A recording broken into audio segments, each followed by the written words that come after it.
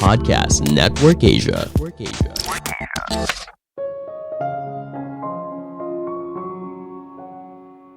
Self-healing beneran nggak butuh jalan-jalan. Kamu hanya butuh meluangkan waktu untuk dirimu sendiri. Halo semuanya, nama saya Michael. Selamat datang di podcast saya, Sikutu Buku. Kali ini saya akan bahas soal fenomena self-healing dan anak muda. Apakah kamu sering dengar istilah self-healing? Banyak anak muda menggunakan istilah ini saat pergi liburan untuk keluar dari kepenatan sehari-hari. Tapi apakah ini benar? Bukankah kata yang lebih cocok adalah refreshing? Banyak penelitian memang menunjukkan kalau traveling punya dampak positif pada kesehatan mental.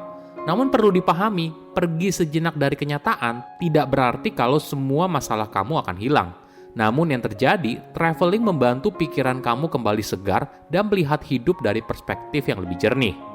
Sebelum kita mulai, buat kalian yang mau support podcast ini agar terus berkarya, caranya gampang banget. Kalian cukup klik follow. Dukungan kalian membantu banget supaya kita bisa rutin posting dan bersama-sama belajar di podcast ini.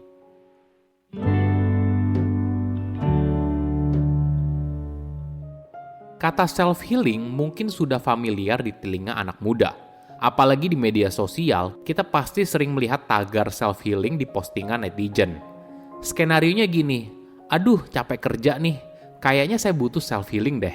Lalu foto liburan ke Bali dengan hashtag self-healing. Nah, di sini ada salah kaprah yang menganggap kalau jalan-jalan merupakan bagian dari penyembuhan diri. Mungkin lebih tepatnya adalah refreshing. Jadi kamu mencari aktivitas yang bisa menyegarkan kembali kondisi tubuh dan pikiran yang lelah. Caranya bisa berbagai macam, misalnya me time, baca buku, menghabiskan waktu dengan orang yang dicintai, atau bisa juga dengan liburan. Perlu digarisbawahi, kalau refreshing itu fungsinya hanya untuk menyegarkan kembali, bukan untuk menyelesaikan masalah. Memang benar, banyak penelitian yang mengatakan kalau traveling bagus untuk kesehatan mental. Ketika rutinitas setiap harinya membuat kamu stres, mungkin kamu butuh break sebentar dan traveling menjadi alternatif yang menarik. Kamu mungkin pernah dengar istilah seperti ini, mencegah lebih baik daripada mengobati. Nah, traveling itu ibaratnya obat pencegahan bagi tubuh, pikiran, dan jiwa. Stres di tempat kerja membuat kita jadi membutuhkan sebuah pengalihan sejenak yang bermakna. Jadi ketika kita rehat sejenak dari aktivitas harian, maka pikiran akan kembali segar, rileks, dan jernih. Menurut riset, lebih dari 80% orang Amerika mengalami penurunan stres yang signifikan hanya setelah 1 atau 2 hari traveling. Merasakan pengalaman yang berbeda ternyata dapat membuka pikiran kita soal cara hidup yang baru. Sesuatu yang sederhana seperti mempelajari resep baru atau mengubah cara kamu menghabiskan waktu senggang ternyata dapat memiliki efek dramatis pada kesejahteraan pribadi. Apalagi saat kamu traveling ke luar negeri, kamu bersentuhan dengan budaya baru, orang yang berbeda, hingga rasa makanan yang berbeda.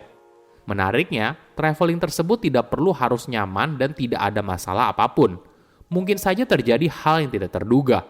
Misalnya pesawat kamu delay, tersesat di luar negeri, atau nyobain makanan yang bikin kamu sakit perut. Semua hal ini justru menjadi bagian dari sebuah cerita yang menarik. Ketika kamu berhasil melewati kejadian tersebut, maka akan muncul rasa pencapaian yang luar biasa. Selain itu, pelajaran berharga ini akan menjadi sangat penting bagi hidupmu di masa depan. Traveling dan merasakan hal baru dalam hidup selalu menyegarkan dan baik untuk kesehatan mental. Tapi bukan jawaban untuk semua masalah. Traveling tidak bisa menyelesaikan depresi, kecemasan, atau berbagai masalah mental. Pergi sejenak dari kenyataan tidak berarti kalau semua masalah kamu akan hilang. Namun yang terjadi, traveling membantu pikiran kamu kembali segar dan melihat hidup dari perspektif yang lebih jernih.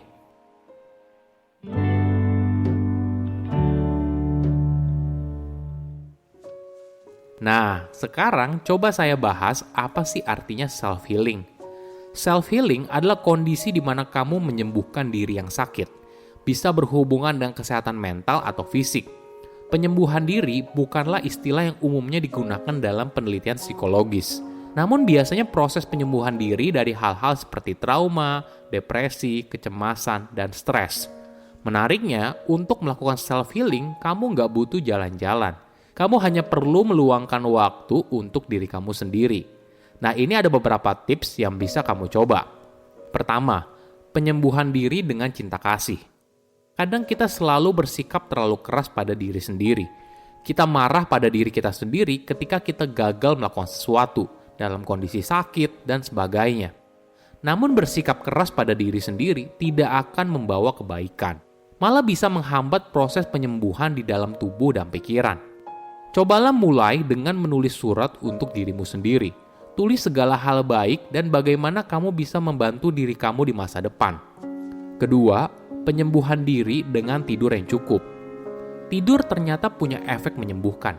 Ketika kita kurang tidur, maka hal ini akan melemahkan sistem imun dan menghambat penyembuhan diri. Kita seringkali memprioritaskan untuk kerja lembur, main game, dan sebagainya daripada tidur yang cukup. Mungkin efeknya tidak begitu terasa apabila jarang terjadi. Namun apabila sering, hal ini malah berdampak buruk pada diri sendiri. Ketiga, penyembuhan diri dengan latihan pernafasan. Jika kamu seringkali merasa stres atau cemas, hal ini mungkin disebabkan alarm tubuh yang berhubungan dengan melawan atau kabur sedang aktif. Salah satu cara sederhana yang bisa kamu lakukan adalah berlatih untuk memperhatikan nafas. Latihan ini bisa membantu kamu untuk tenang dan menurunkan stres yang kamu hadapi. Ketika kamu memang mengalami trauma atau depresi, kamu menghadapinya, bukan melarikan diri. Itulah kenapa proses penyembuhan diri tidak butuh jalan-jalan. Hanya butuh waktu antara kamu dengan dirimu sendiri. Kondisi ini memang tidak nyaman, namun perlu kamu lalui untuk bisa berdamai dan akhirnya kembali tenang.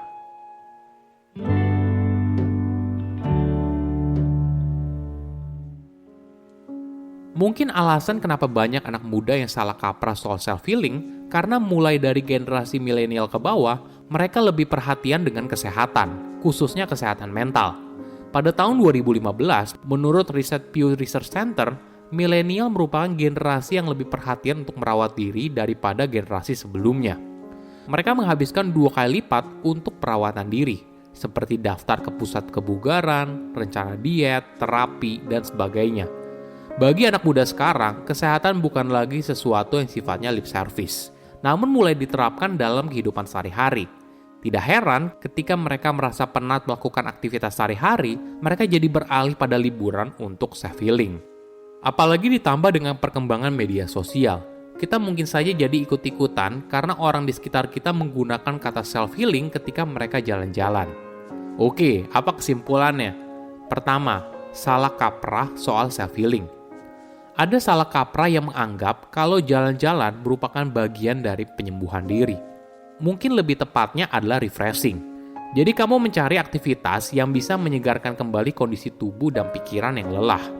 Kedua, traveling berdampak positif pada kesehatan mental.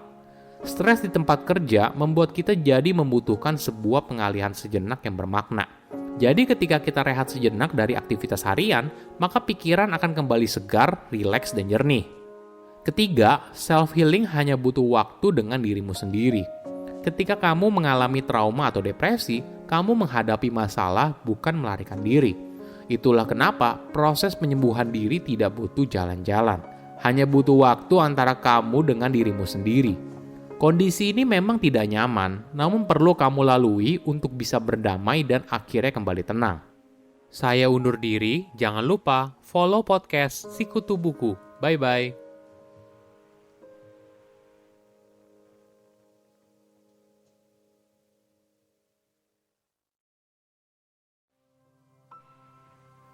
Pandangan dan opini yang disampaikan oleh kreator podcast, host, dan tamu tidak mencerminkan kebijakan resmi dan bagian dari Podcast Network Asia.